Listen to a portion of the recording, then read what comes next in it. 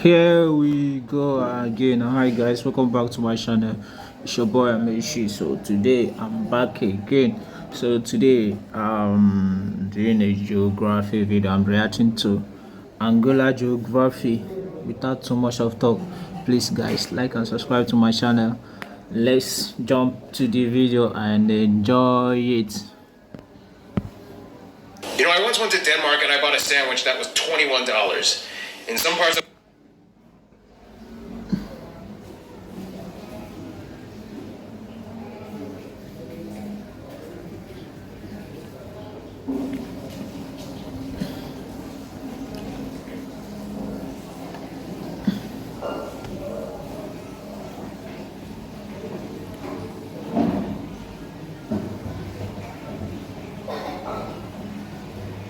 Angola, that's actually considered a good deal. Welcome to the country that has the world's most expensive city. Oh, wow. Can't wait. It's time to learn geography. No! Everybody, I'm your host, Paul Barbado. You're probably still wondering about that sandwich, but first, let's dissect the flag. The flag of Angola is actually pretty intriguing because it's one of the few countries that has a flag that tries to imitate another flag. The colors black and red. Black representing Africa, red representing, you guessed it, the blood of those who fought for Angola. And in the middle is the Angolan emblem. The emblem is a machete with half a cogwheel, positioned in a way that somewhat imitates the old former USSR's flag of the hammer and sickle. The machete representing peasantry and agriculture, the half cogwheel representing industry, and a star on top representing the progress of the country, all colored yellow to represent the wealth of the nation. Now you're probably wondering, why does Angola have a flag that tries to imitate this former Soviet Union's flag? Well, we'll get into that later, but first let's talk about the political geography.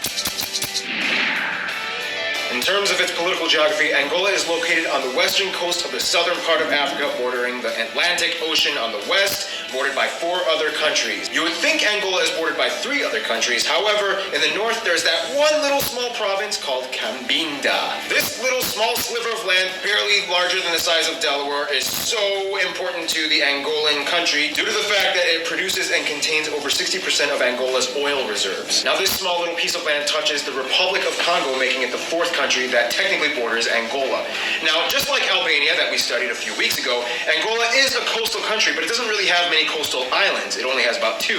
Kwanda Island in the north, which operates as a administrative town that manages the logistics of the oil companies in Angola, and Baía dos Tigres, which actually used to not even be an island. It used to be a peninsula. It was connected to the mainland by a small little thin isthmus. However, back in the 70s, the ocean completely engulfed and destroyed the isthmus and the one water pipeline that fed the one town on the island, which was named Tigres. Tigres used to be a fisher town. However, after that one freshwater pipeline that broke, almost overnight the entire town was evacuated, and today Baía dos Tigres is a ghost town. The capital of Angola is Luanda, which is an African architectural wonder, mostly built off of the oil industry money that Angola thrives off of. A large portion of their everyday amenities have actually been imported, and which is why everything is so expensive. For example, a typical sandwich could cost $26, a pair of jeans $240, and don't be surprised to see a 2 to 3 bedroom apartment go for rent for between $10,000 to $15,000 a month.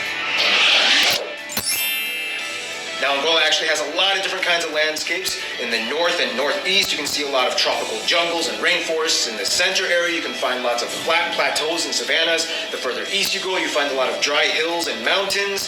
And the further south you go along the coast, you find desert lands and dry, arid landscapes. When you go to the Mojico province and the east side, you see this leaf-shaped pattern from satellite images. And that's actually a really intricately, widely dispersed section of rivers that actually kind of looks like a leaf. If you actually zoom in on these satellite images, you can possibly find native tribal towns and areas that are uncharted and unmarked on the map, where the people still live in mud huts and thatched roof houses. Now, Angola's land is actually very rich in resources and has huge potential for land cultivation. And actually, at one point during Portuguese colonization, Angola actually used to produce almost every single major crop except for wheat, and had a huge coffee, banana, and maize export sector. However, now agriculture agriculture is at a very small fraction of what it used to be. In fact, they only produce about 1% of the coffee exports that they used to prior to 1975. The problem is that Angola went through a civil war. And during a civil war, you don't really have a lot of time to invest in your infrastructure in your country. And that either slowed down or completely halted most of the agricultural exports. Also keep in mind, landmines were planted everywhere. However, the country is trying to make a comeback as best as they can. To this day, over 95% of all of the exports actually comes from oil. Now you're probably asking, why did Angola go through a civil war? What's all this stuff going on? Let's discuss that in demographics. As of 2014, Angola has about 22 million people with conservative estimates. And there are three main people groups, the Ovimbundu, the Ambundu, which by the way, Chris Tucker has a possible genealogical tie to, and the Bakongo. Other minority groups exist as well that make up the remainder of the population, like the Ovambo, the Chokwe, and the Kindonga people. About 2% of the population is mestizo, or mixed between black and white. Also, about 1% of the population is European, mostly Portuguese, and surprisingly, about 1% of the population is also Chinese. In the past few decades, China has actually had a huge influx of immigrants come to Angola, mostly for business. We'll discuss that in a little bit. That's actually quite impressive, considering that Angola had absolutely no ties to China prior to 1975, just a few decades ago. Now, the official language of Angola is actually Portuguese, due to the fact that Angola was a Portuguese colony for over 400 years until 1975. Now, we've been discussing the people, we've been discussing a little bit of the history. Let's explain a lot more about this in the Friend Zone. Now, when it comes to friends, Angola is kind of in a weird diplomatic limbo, and it all has to do with, you guessed it, the Civil War. Long story short, Angola was kind of like the Korean War and the Vietnam War, in which it was a proxy war, in large part affected by the Cold War, where the Soviets took over one side and the Western alliances took over the other side. However, it's interesting because in this war, China actually took the side against the Soviets. That made the Angolan Civil War one of the few times that the US and China actually fought alongside of each other for a common cause. Eventually, the MPLA won, or the Soviet-backed up side. However, in the 90s, Angola dropped the whole communism thing and adopted more of a US and Western-friendly government style. This means that Angola is caught in a weird state in which they still have this tie to the former Soviet Union nations, even though they dropped the whole communism and ideology thing, while they are still progressively making friendships with the West and the US, even though they spent countless years and resources fighting against them. Now, when it comes to China, China still holds on and has huge ties to Angola diplomatically and economically. In fact, to this day, Angola has just surpassed Saudi Arabia as China's #1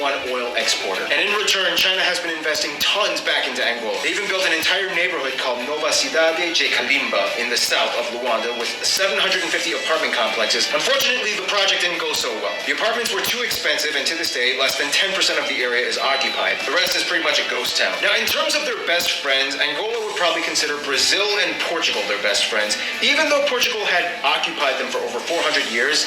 After they had received their independence, they still maintained friendly ties to their former colonizer. Brazil, which also used to be a Portuguese colony, not only shares a linguistic similarity with Angola, but also has a huge business sector that they share with Angola as well. Not only that, but they also relate with each other relationally, because a large portion of the black people in Brazil have possible ties to Angola during the Portuguese slave trade. They love each other. Also, Mozambique is kind of seen as like the little brother of Angola, who kind of wants to imitate him. In conclusion, Angola has gone through more shifts and changes in the past 40 years than it ever has in its entire history, and it's still changing today.